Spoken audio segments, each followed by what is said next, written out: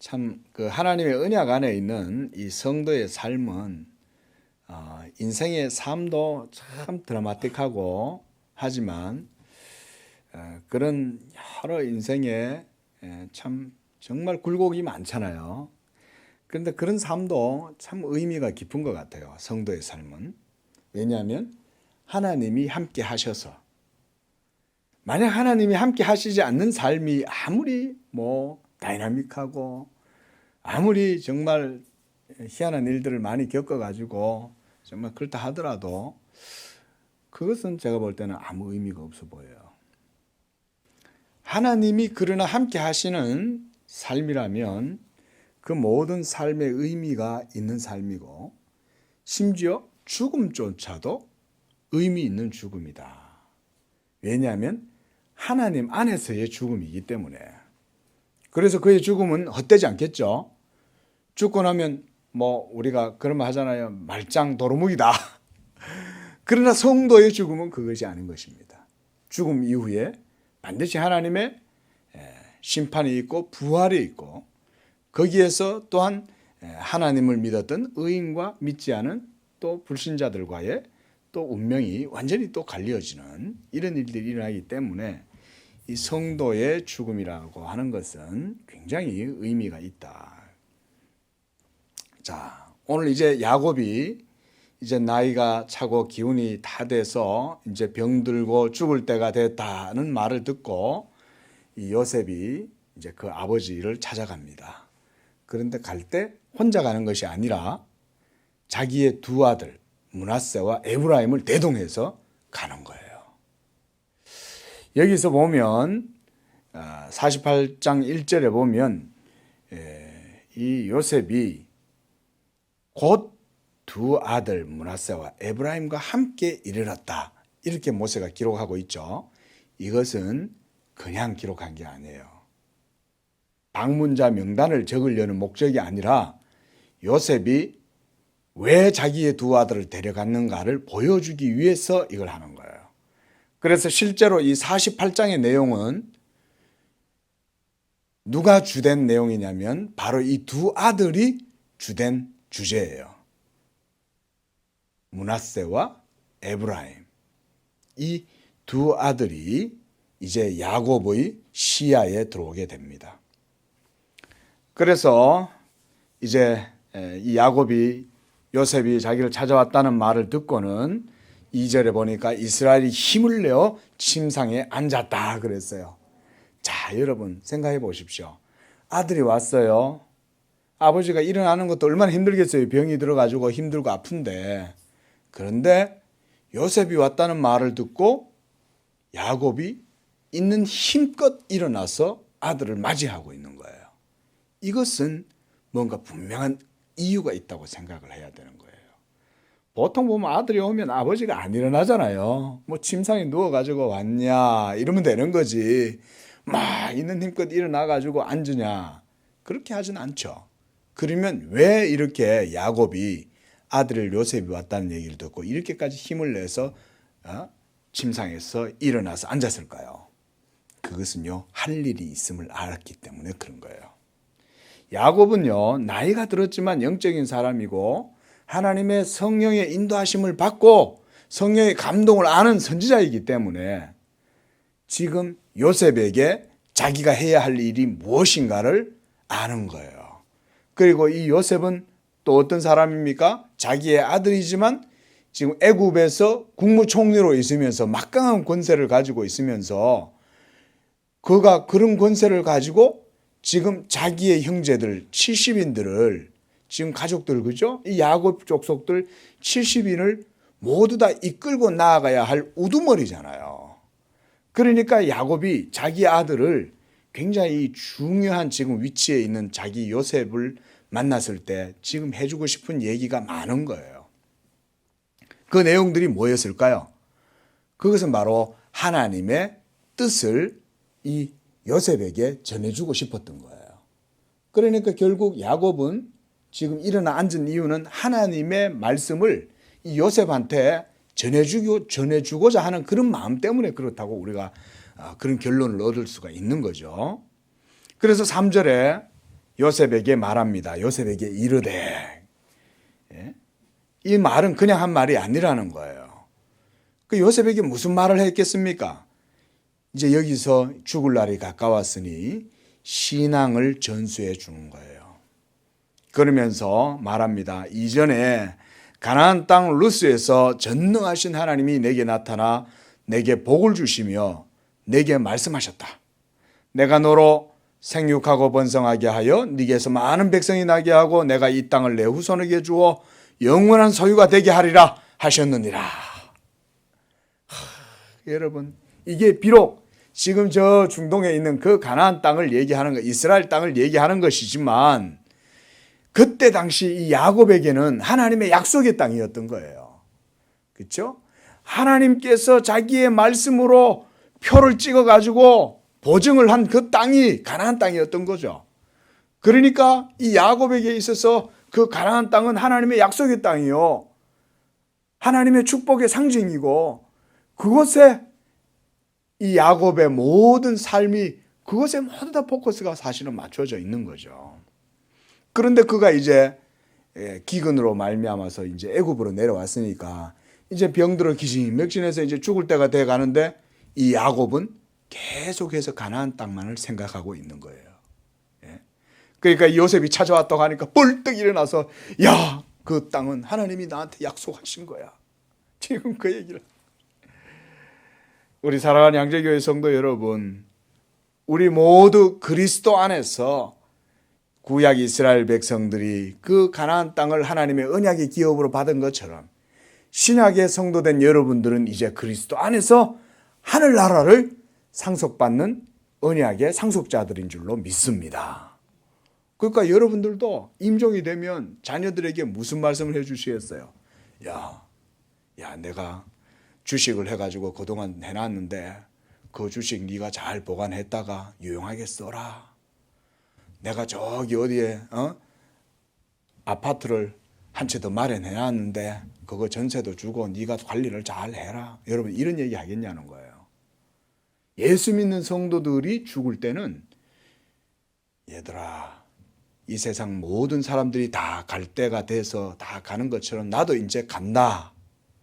그러면 너희가 이 땅에서 살 때 이제 이 땅을 위해서 살지 말고 저 하늘의 본향을 위해서 살아라. 이렇게 여러분, 우리가 자녀들에게 믿음의 유업을 그들에게 전수를 해주려고 해야 되지 않겠어요? 그렇죠? 그래서 여러분, 이제 이 구약의 성도나 신약의 성도 모두가 사실 하나의 하나님의 언약 안에서의 삶이요 죽음인 거예요. 그러니까 여러분, 언약 안에서의 삶이면 그것은 의미 있는 삶이고, 언약 안에서의 죽음조차도 그것은 의미 있는 죽음인 거예요. 왜냐하면 우리는 죽어도 그리스도 안에서 다시금 그리스도와 함께 부활하기 때문에. 그리고 하나님께서 더 이상 죄도 없고 죽음도 없고 어두움도 없는, 아픔도 없는 그 영원한 천국에 우리를 인도하실 것이기 때문에. 그러면 여러분, 우리가 그런 믿음을 가지고 있다면 자녀들에게 뭘 남겨주겠어요? 재산을 유산시켜주는 일보다는 이렇게 야곱처럼 하나님의 언약을, 예수 믿는 믿음을 동일하게 그들한테 전수해 주어야 된다는 것이죠. 저희 아버지도 참 장로님이셨는데, 제가 그래도요, 기억에 남는 거는 아버지가 돌아가시기 전에 완전히 이 피골이 상접한 그런 상태인데도 이 병고를 치르시느라고. 그런데도 자녀들을 앉혀놓고 가정예배를 드리는 거예요. 그리고 저희들한테 표대를 향하여 살아가라고 말씀하시는 거예요. 제가 그 말씀이 아직도 그 장면이 생생하게 기억이 나는 거예요, 여러분. 제가 27대 제 아버지가 이제 돌아가셨는데, 표대를 향하여 살아가라는 거예요. 하늘의 표대를 바라보고. 우리 성도님들도 자녀들에게 그렇게 기도하면서 하시기 바랍니다. 무엇보다 야곱은 어때요, 여러분? 이 야곱은 지금 하나님의 언약의 족장이잖아요.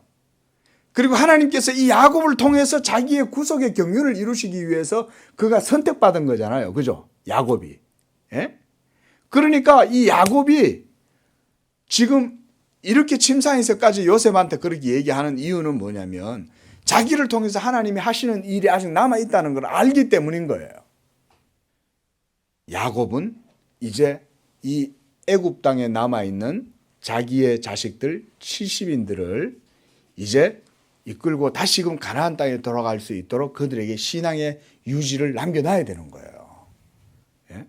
그래야 그들이 이 애굽 땅에 살면서도 그곳에 정착하지 않고 그것은 잠시 머물다가 가는 하룻밤 나그네 길의 여인수까지 생각할 거 아니에요. 그리고 그들이 진정으로 바라봐야 될 것은 바로 그 가나안 땅, 약속의 땅, 하나님의 약속의 말씀이라는 것을 이렇게 보여주는 것이죠. 그리고 요셉조차도 보세요.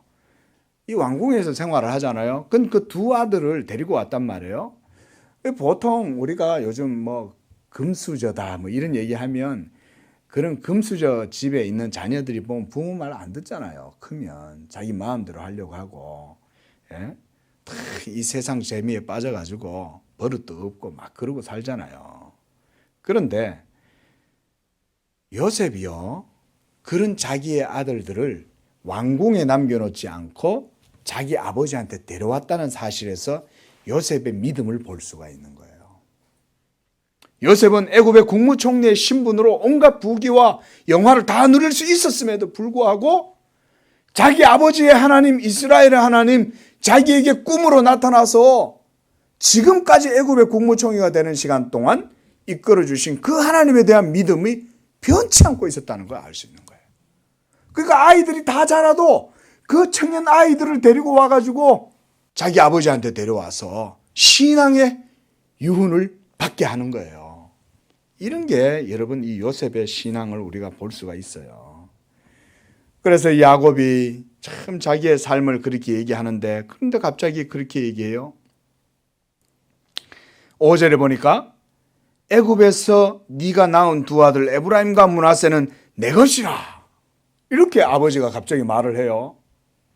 그러니까 요셉이 깜짝 놀랐겠죠. 아들은 자기인데 자기 아들들을, 손자들을 자기 아들들의 반열로 올리는 거예요. 이게 에브라임과 므낫세를.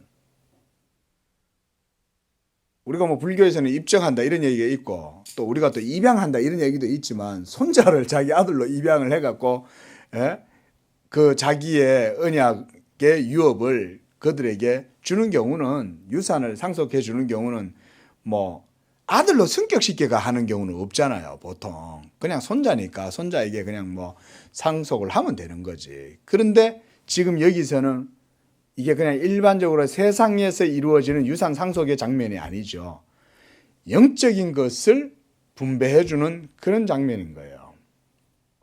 그런데 요셉의 두 아들에게는 야곱이 특별하게 이스라엘의 가나안 땅의 12지파 가운데에 땅을 그 두 아들에게 분배를 해주는 거예요. 그러니까 요셉 지파는 결국은 땅을 하나를 얻는 게 아니라 두 지파의 땅을 요셉 지파가 얻어가는 거예요. 그거를 이제 에브라임과 므낫세에게 각각 하나씩 나눠주는 거죠. 그러면서 6절에 이들 이후에, 그러니까 므낫세하고 에브라임이 태어나고 난 이후에 태어나는 자녀들은 너의 것이 될 것이고 그들의 유산은 므낫세와 에브라임이 받을 유산을 그들에게 주어라는 거예요. 므낫세와 에브라임은 요셉의 아들들이니까 요셉의 것을 받아야 되는데, 요셉의 것은 누구한테 받냐? 이 므낫세와 에브라임의 동생들에게 요셉의 유산은 상속하고, 므낫세하고 에브라임은 야곱의 언약을 받아라, 이 얘기인 거예요. 그 야곱의 언약은 지금 눈에 보여요, 안 보여요? 안 보이죠. 야곱은 지금까지 가나안에서 떠돌이로 살던 사람이 이제 내려와가지고 십몇 년밖에 이제 애굽에서 안 살았는데, 이 야곱이 뭐 주식을 증식을 했겠어요? 부동산을 해서 투기를 해서 돈을 벌어놨겠어요? 야곱이 지금 유언으로 남기는 이 유산은 뭐예요? 가나안 땅이죠. 그죠? 아직 그것도 손에 잡히지 않는 그 가나안 땅을 유산으로 지금 유업으로 이 에브라임하고 므낫세한테 주겠다는 거잖아요. 왜 이때 믿음 없는 사람 같으면 에이 뭐야, 그거면 내 거가 된다고 하는 보증서라도 주든지 그런 것도 없잖아. 그럴 거 아니냐 이거죠. 그러니까 여러분 보세요. 지금 야곱은 철저하게 하나님의 말씀만 붙들고 눈에 보이지 아니하는 것을 마치 있는 것처럼 지금 주겠다고 그러고 있는 거예요. 그렇죠? 예? 아직 이루어지지도 않고, 더군다나 자기는 가나안 땅에 살다가 지금 애굽에 지금 피신화가 있는 상황에서, 예? 이제 거기서 자기도 이제 죽을 판인데, 그런데도 그 임종시에 야곱이 하나님의 약속의 말씀을 굳게 기억하고 자녀들에게 그거를 지금 남기고 있는 거예요. 유언으로. 그런데 8절에 이스라엘이 요셉의 아들들을 보고 이르되 그랬어요. 그러니까 이 말을 하기 전까지는 8절 이전까지 야곱은 므낫세와 에브라임을 못 알아본 거예요. 나이도 많고 눈도 침침하고 그랬겠죠. 그러니까 이들은 누구냐? 했더니 제 아들들입니다. 그러니까 이제 10절에 보니까 이스라엘의 눈이 나이로 말미암아 어두워서 보지 못하더라 그랬죠. 안 보이는 거예요. 그러니까 이제 뭐 영감님이 연세가 이제는 뭐 올해 뭐 130년이 넘어가니까 이제는 이제 안 보이는 거예요. 그러니까 이제 이렇게 이제 기도를 하는데, 그 보세요. 여러분 여기서부터 이제 중요합니다. 이스라엘의 눈이 나이로 말미암아 어두워서 보지 못하더라. 요셉이 두 아들을 이끌어 아버지 앞으로 나아가니 이스라엘이 그들에게 입맞추고 그들을 안고 요셉에게 이르되 내가 네 얼굴을 보리라고는 생각지도 못하였더니 하나님이 내게 네 자손까지 보게 하셨도다. 이러면서 이제 요셉이 자기 아버지의 무릎 사이에 이 두 아들을 서로 끼게 딱 이렇게 어긋맞게 딱 이렇게 끼고 앉게 하는 거예요. 그래서 그 두 아들을 이제 물러나게 하고, 그러면서 이제 좀 더 뒤로 빠지고 이제 오른손으로는 에브라임을 이스라엘의 왼손을 향하게 하고 왼손으로는 므낫세를 이스라엘의 오른손을 향하게 하여 이끌어 그에게 나아가매. 그러니까 오른쪽은 이제 장자의 권위를 이제 상징하는 이 오른쪽은 므낫세에다가 이제 므낫세 머리에다가 이제 올리고, 이쪽은 이제 에브라임한테 이렇게 올린 거예요. 그랬더니 14절에 이스라엘이 오른손을 펴서 차남 에브라임의 머리에 얹고 왼손을 펴서 므낫세의 머리에 얹었다. 이렇게 그게 이렇게 된 거예요. 이렇게 어긋맞게 가지고 이렇게 딱 올린 거예요. 그러면서 이 야곱이 축복 기도를 합니다. 내 조부 아브라함과 아버지 이삭이 섬기던 하나님, 나의 출생으로부터 지금까지 나를 기르신 하나님, 이러면서 16절에 나를 모든 환난에서 건지신 여호와의 사자께서 이 아이들에게 복을 주시며 이들로 내 이름과 내 조상 아브라함과 이삭의 이름으로 칭하게 하시오며 이들이 세상에서 번식되게 하시기를 원하나이다. 이렇게 기도를 하는 거예요.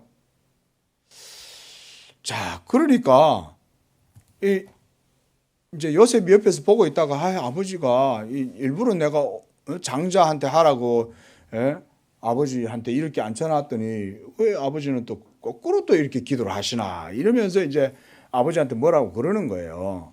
아버지 그리하지 마옵소서, 이러면서 이제 18절에 그러죠. 그리하지 마옵소서, 이는 장자이니 오른손을 그의 머리에 얹으소서. 그때 야곱은 이렇게 말합니다. 나도 안다 내 아들아, 나도 안다. 그러니까 야곱은 지금 두 번이나 강조를 해요. 나도 알아. 근데 아는데 왜 야곱은 손을 어긋맞게서 장자를 상징하는 그 손을 에브라임에 얹고 므낫세는 차자의 손을 이 므낫세에다 얹느냐, 이 말이죠. 여러분, 야곱은 하나님의 성령의 사람이에요. 여러분, 성령의 사람은 육체가 세에서 죽어가도 그 영혼은 아주 클리어한 거예요. 그리고 무엇보다 성령의 사람은 성령이 자기 안에서 일하심을 보기 때문에 이 야곱이 하나님의 섭리와 역사를 하나님의 성령을 통해서 깨달은 거예요. 그래서 지금 이렇게 성령의 인도하심을 따라서 기도하고 있는 겁니다. 여러분, 야곱은 선지자이기도 합니다. 족장이기도 하지만, 왜냐하면 이 야곱은 하나님의 언약의 대표자잖아요. 이스라엘. 그리고 여기서 우리가 또 기억할 것은, 우리가 사람의 순리를 따르자면 장자한테 가야 할 축복권이 차자한테로 간다는 거예요. 그리고 우리가 보면 야곱조차도 그랬었죠. 그렇죠? 그 형 에서에게 가야 할 복이 야곱한테로 가잖아요. 예? 에서가 장자인데 에서가 복을 받는 게 아니라 야곱을 하나님이 복을 주신 거예요. 그러니까 여러분, 야곱이 평생을 살면서 그런 생각 했지 않을까요? 자기 형 에서는 장자인데도 장자의 축복을 받지 못하고 그 장자의 축복이 야곱에게로 왔잖아요. 그것도 이미 태어나기도 전에, 그죠? 예? 에서와 야곱이 태어나기도 전에 리브가의 뱃속에 있을 때 벌써 하나님께서 그들의 장래에 대해서 미리 예언을 하셨잖아요. 자, 여러분, 이건 뭘 보여주냐면 하나님의 나라는 사람의 인간적인 방법이나 순리에 의해서 이루어지는 게 아니라는 거예요. 우리 생각에는 장자인 므낫세한테로 복을 갔으면 좋겠지만, 죄송합니다. 요셉의 생각에는. 근데 하나님의 뜻은 그렇지 않다고 야곱이 지금 말하고 있는 거예요. 예. 여러분, 이 야곱이 하나님의 선택의 의도에 일치하게 행동하고 있었다는 점에서 볼 때 요셉보다 늙은 야곱, 임종이 가까운 야곱이 훨씬 영적인 안목이 뛰어났다는 것을 알 수가 있어요. 이런 게 이 야곱이 족장으로서의 영적인 권위가 이런 데서 드러나는 거죠. 여러분, 우리가 어떻습니까? 하나님의 섭리는 우리 사람들의 눈에는 감추어져 있어요. 여러분들이 판단할 때는 기본적으로 이성적이고 경험적인 그런 어떤 합리적인 어떤 이런 걸 가지고 우리가 순리를 판단하려고 하지만 하나님의 나라는 그렇지 않다는 거예요. 이렇게 해서 이스라엘은 실제로는 12지파라고는 하지만 명목상으로는 12지파라고 우리가 그러죠. 그죠? 12지파다 그러지만 실제로 나중에는 몇 지파가 되는 거예요? 실질적으로는 13지파가 되는 거예요. 그래서 여러분, 이 성경을 보면 이 레위 지파가 땅을 못 받아요. 그리고 이 레위 지파는 이스라엘 전 지역에 골고루 분포해서 살면서 제사장과 성막에서 봉사하는 자로서의 직무를 해요. 그리고 이 레위 지파들은 각 지역의 주민들을 위해서 속죄제도나 그 다음에 재판을 행하는 등의 여러 가지 임무를 수행하면서 살아가지만 그들에게는 땅이 분배되지 않습니다. 대신에 뭐가 그들의 기업이 되냐면 하나님의 성막에서 일을 하고 또 거기에서 나오는 여러 가지 재물들이나 이런 것들은 다 그들의 몫이 되도록 하는 거예요. 그리고 이스라엘 백성들이 하나님을 예배하러 제단에 오고 이렇게 하면 제사를 지내야 되잖아요. 그러면 그렇게 하면서 바치는 성전세라든가 이런 것들도 레위 지파에게 다 돌아가도록 이렇게 한 거예요. 그 레위 지파는 말하자면 하나님을 섬기는 것이 그들의 기업이 된 거예요.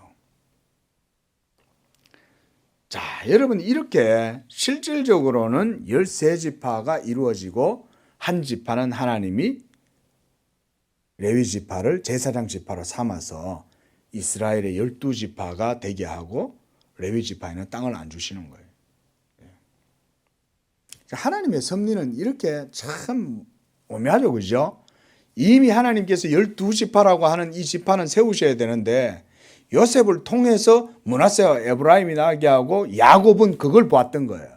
아, 이 므낫세와 에브라임을 하나님께서 이런 섭리 가운데 태어나게 하고 지금 내가 죽을 이때까지 그들을 보게 하신 것은 그들로 하여금 장차 가나안 땅에 들어갔을 때 그 땅에 에브라임 지파와 므낫세 지파에 땅을 주어서 그들로 하여금 이스라엘 12지파의 반열로 세우시려고 하신 것이구나. 이거를 야곱이 성령의 지시를 받아서 깨달은 거예요. 그러니까 죽기 직전에 그들을 향해서 예언의 기도를 그렇게 지금 하고 있는 것입니다. 여러분, 이런 것에서 우리가 볼 수 있는 것이 결국은 뭐냐면 하나님의 모든 언약의 역사는 하나님의 주권적인 섭리와 뜻 가운데 이루어진다는 걸 알 수가 있어요.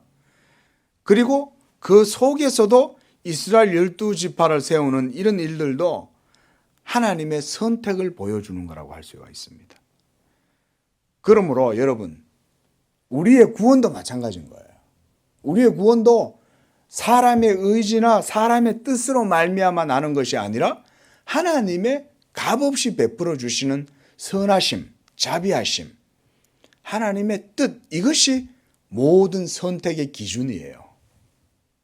그럼 우리가 전에 말씀드렸죠, 그렇죠? 예지 예정이라 그랬어요. 예정 예지라 그랬어요. 예정 예지라 그랬죠. 예? 그 얘기는 뭐냐면 이 사람이 선을 행할 줄 알고 택하는 게 아니라는 거예요.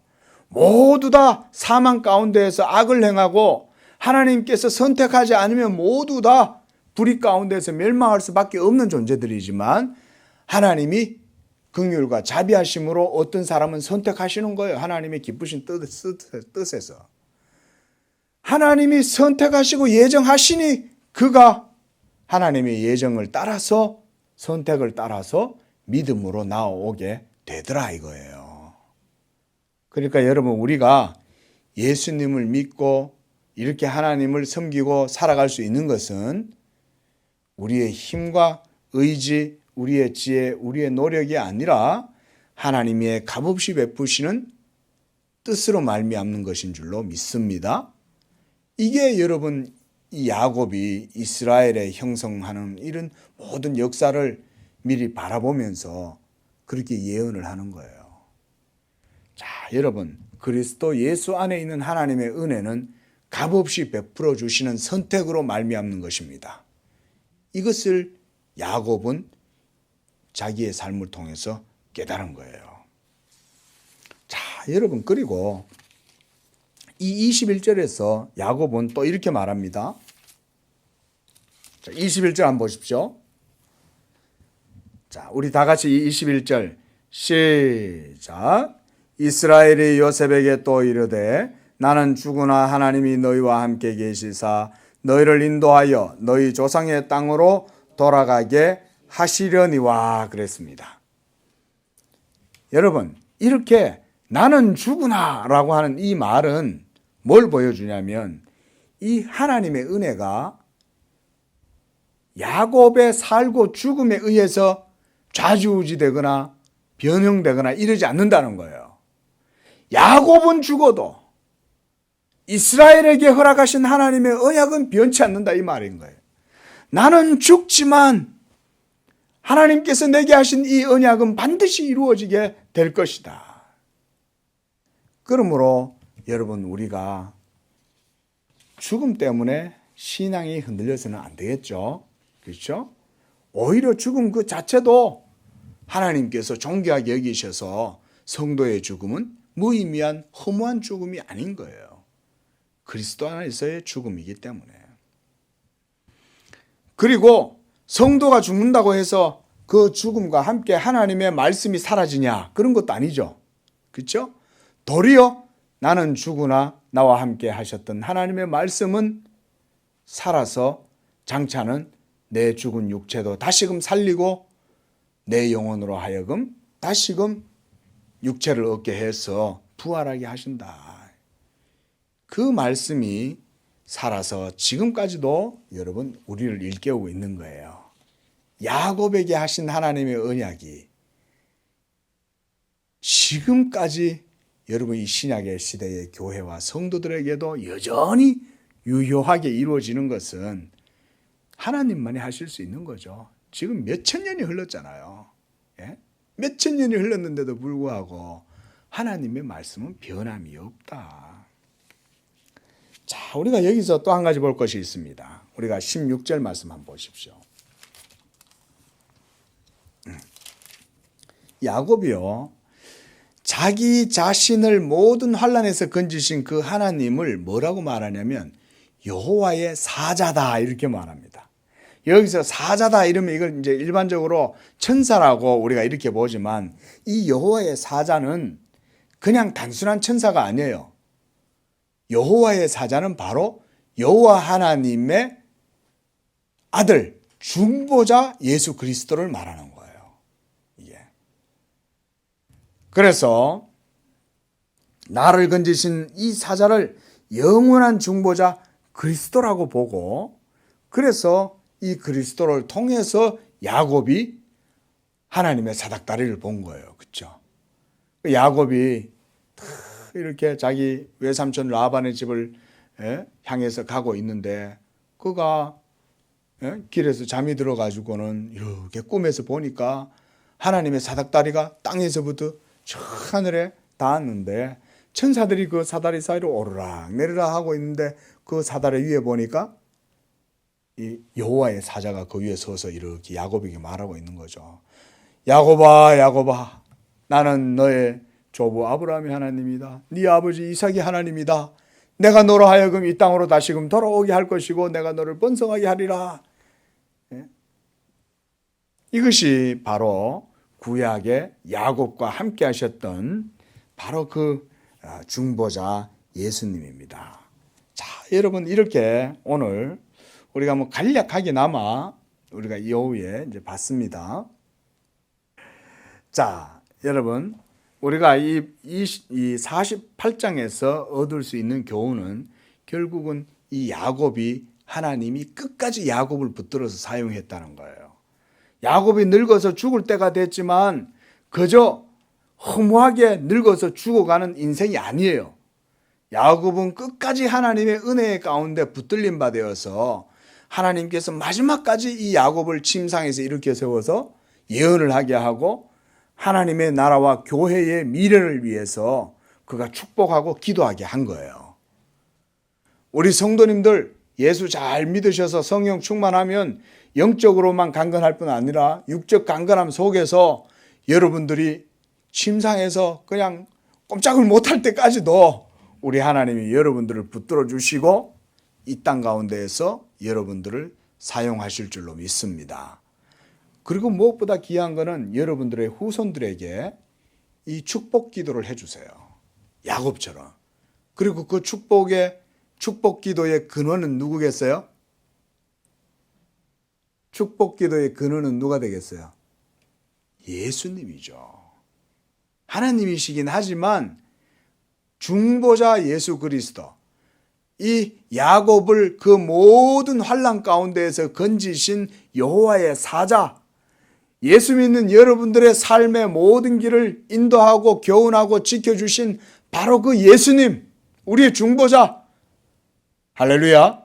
예수님의 이름을 붙들고 여러분 축복기도 하는 겁니다. 왜냐하면 여러분, 우리 예수 믿는 사람들의 모든 복은 누구를 통해서 우리에게 와요? 중보자 예수님을 통해서. 메디에이터, 예수님은 하나님과 우리 사이의 매개자시잖아요. 중보자시잖아요. 그 메디에이터를 통해서만 우리에게 복이 오기 때문에 우리가 자녀들에게 복을 빌 때도 예수의 이름으로 하나님께 복을 비는 거예요. 이런 영적인 은혜가 언약 안에 머무는 여러분들의 삶 가운데에도 임하시기를 축원을 드립니다. 기도하겠습니다.